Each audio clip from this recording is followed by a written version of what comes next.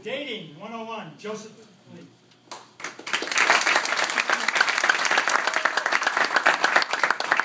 Good morning, class.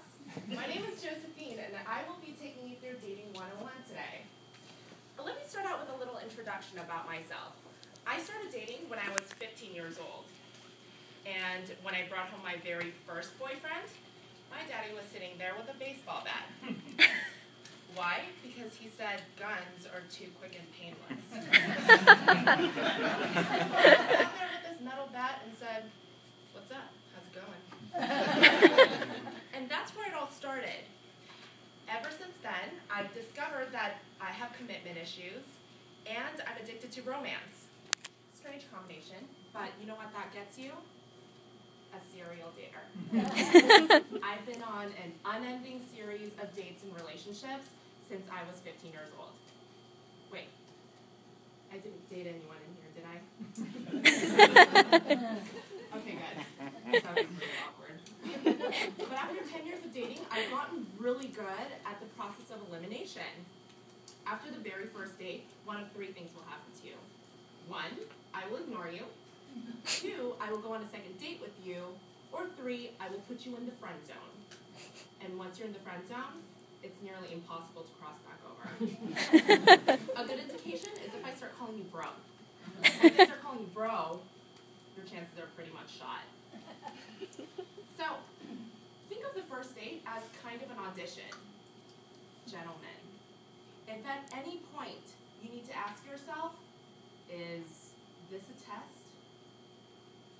Yes. Yes, it is. So I'm going to throw you a bone.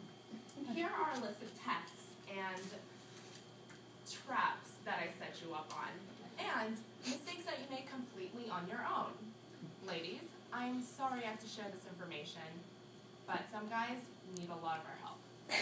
Mike, bro, ready to take notes?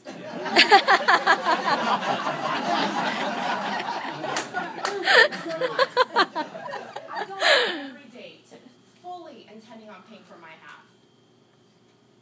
But if you let me, you won't be seeing me again. Look, I'm a big girl. I own my own business.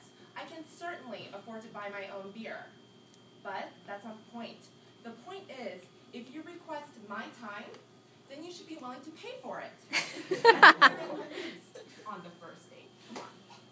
Number 2, if I ask you, do you like my dress? Correct answer is always yes. I don't want your opinion. I want a compliment.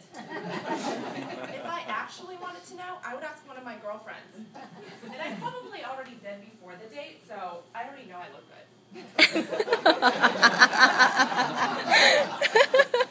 Number 3, always pick me up on the first date. If you ask me to meet you somewhere, I won't show up. This is more of a personal issue, though. I just like to avoid driving, if at all possible, because I'm a really bad driver.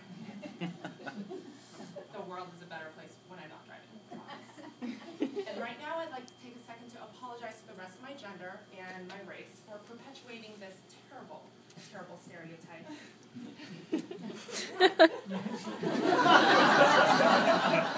Number 5. Have a plan. Don't wait until the last day to call me and ask me what I want to do. Really? Because now I just remembered I had to do that one thing. My hair, all of a sudden, is in desperate need of washing, and I need to wash my hair tonight, so I can't go out. Number 6.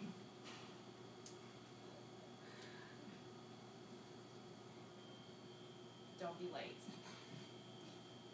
You get a 20-minute grace period. And after that, I'm going to make other plans. Number 7, don't show up high. Really?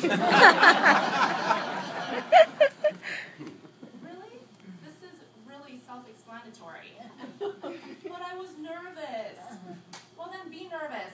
I don't shave points for being nervous. I do for being stupid. And yes, I can tell when you're high. I went to college. Number 8.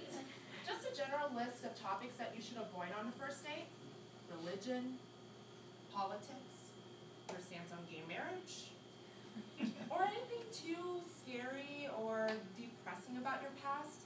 I mean, I'm really sorry that you wet your bed until you're 18. That's way too much information. And weird. Oh, and one last thing. Eyes up here, buddy. If you're over the age of 17 and you still can't check me out with your peripherals,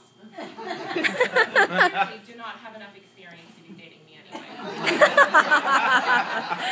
So, overall, first dates are supposed to be fun and exciting. For me. It's completely nerve-wracking. But if you pass the test, I promise, it gets better. If you don't, well, it's not me, it's you. Wait, that's not how it goes, is it? That's right. It's not you, it's me. I just don't like you. So I told you at the beginning of this lecture that when I first started dating, my daddy was ready to bash some faces in. Now when I bring a boyfriend home, all he says is, "Good luck, buddy."